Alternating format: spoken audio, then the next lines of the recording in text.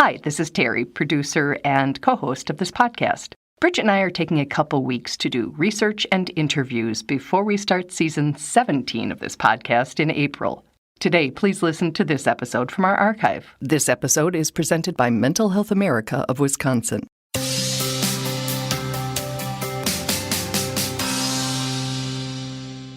Welcome to the Giving Voice to Depression podcast. We are your co-hosts, Bridget and Terry. Each week, through intimate, candid conversations with guests, we explore different perspectives on and experiences of depression. We keep it real because the illness is real. We keep it hopeful because there truly is hope in spite of what depression tells you. We are not experts or therapists. We're sisters and best friends who live with depression and have interviewed hundreds of others who do as well. By sharing stories of lived experiences, we expose depression for the lying bully it is. Hello, Bridget. Hi, Terry. 2 reports in the news recently caught our attention, and both are about the language of depression and suicide. So that's our focus today. First, a new report from the Crisis Text Line, a text-based suicide hotline here in the U.S. just identified the key words that texters use that indicate they are at high risk of suicide. And they're a bit of a surprise. Nancy Loveland, the text line's founder, says most people guess the words are help, sad, or desperate, words that communicate awful feelings. But using technology to analyze the more than 129 million messages the text line has fielded since launching in 2013, they've learned the words to actually look for are those related to the mode of attempting suicide.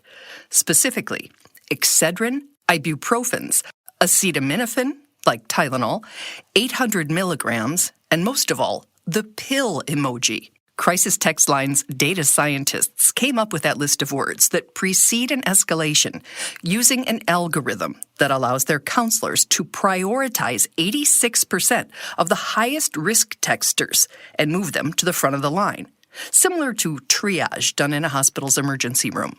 Crisis Text Line recently published those keywords in a report called Everybody Hurts, the State of Mental Health in 2020.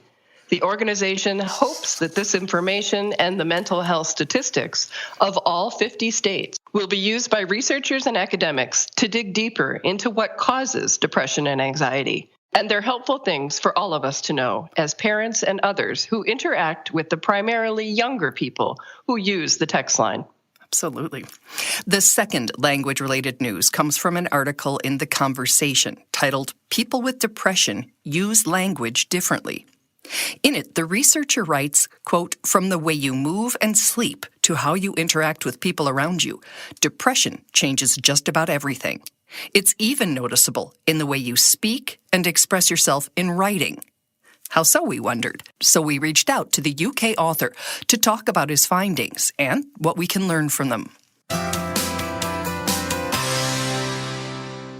Hello. Hello there. How are you?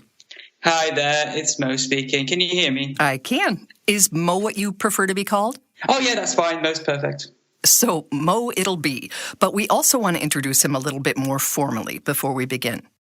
I'm Mohammed Al-Masawi, Dr. Al-Masawi, PhD psychologist. I'm specialized in mental health issues, specifically the language of mental health. That's what my research is mostly focused on so far.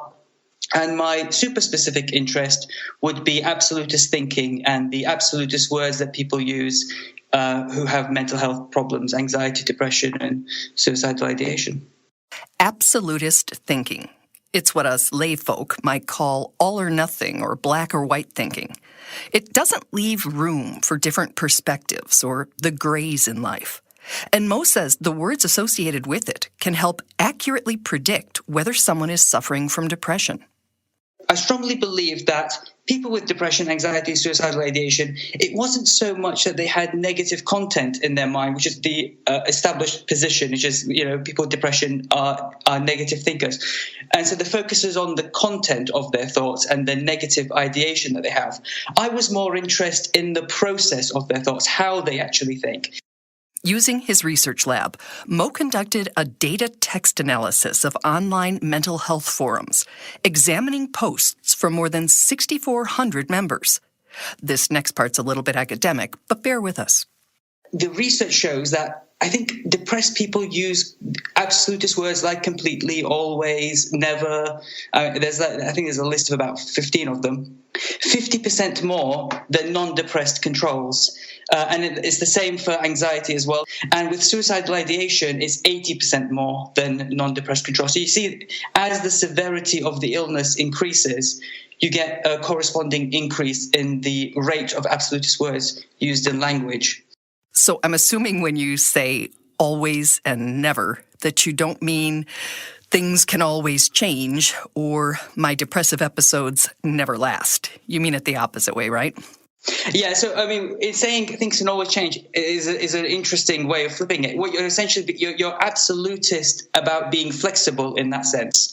So no, the absolutism that I'm talking is more of a rigid mindset. So I'd love people to think things can always change. That's essentially the only form of acceptable absolutist thinking, which is to be absolutist about flexibility. That's a very healthy way to think.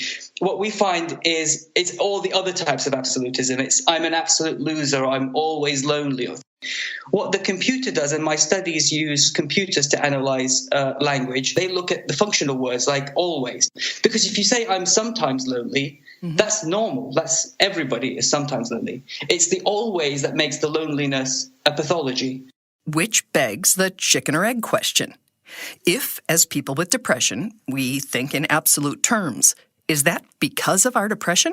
Or does having those kinds of thoughts contribute to our depression?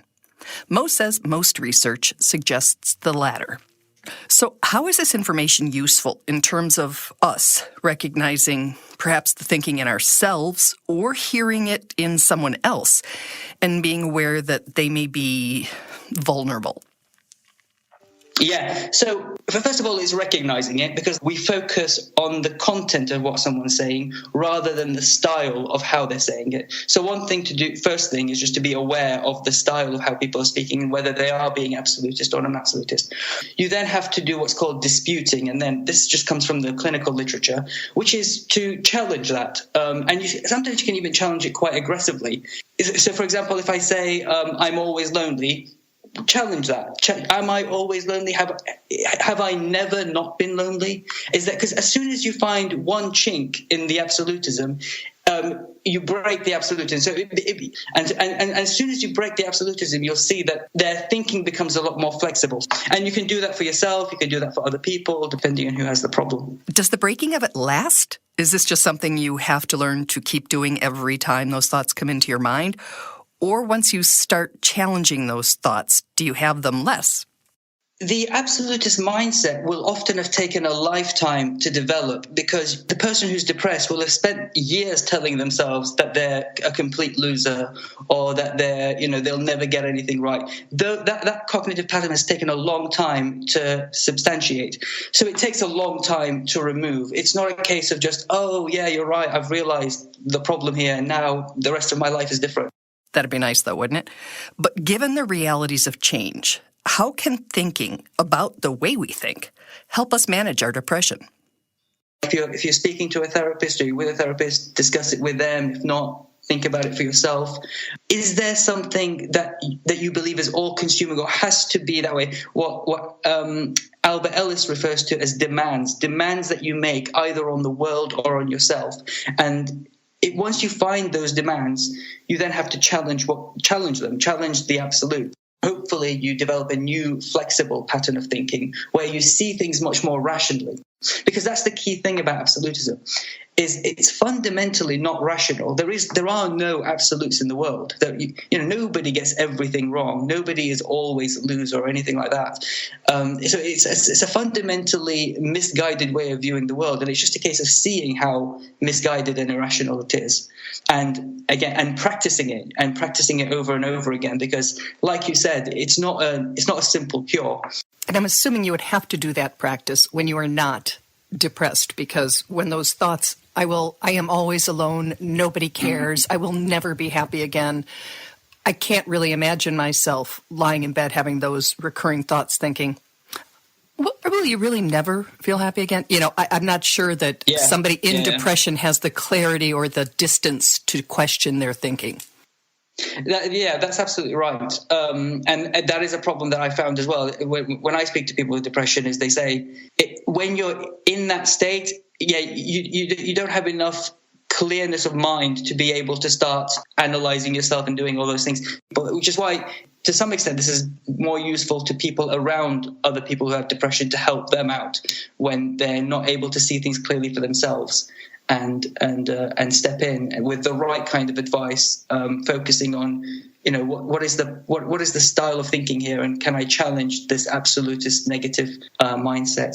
And as someone who, while it may be very healthy and good for me, might resist having someone challenge my thinking, I would prefer, I think, to add this to what we call our toolbox and to say almost like homework, that there are some things that we have to do to prevent getting back into it. And this could be part of it by really challenging our thinking when we're well. Yeah, absolutely. And again, one of the key issues is actually even identifying what the absolutist thought is. Because for a lot of people, it'll be different things. If you have self-esteem issues, it'll be different to if you have anger management issues, which will be different to if you have social anxiety. Each one has its own absolutist thought, whether it's people must like me, or I must be respected, or I'm always a loser. These are all absolutist thoughts, and these are all demands that you're making on the world. But each one has a different pathology associated with it, whether it's anxiety, depression, or anger management. But so it's also a case of identifying what it is for this particular person or for yourself that is the key problem. So as you do this research, what is your dream or best hope for how it's used and how it helps people with depression, anxiety, or suicidal thoughts?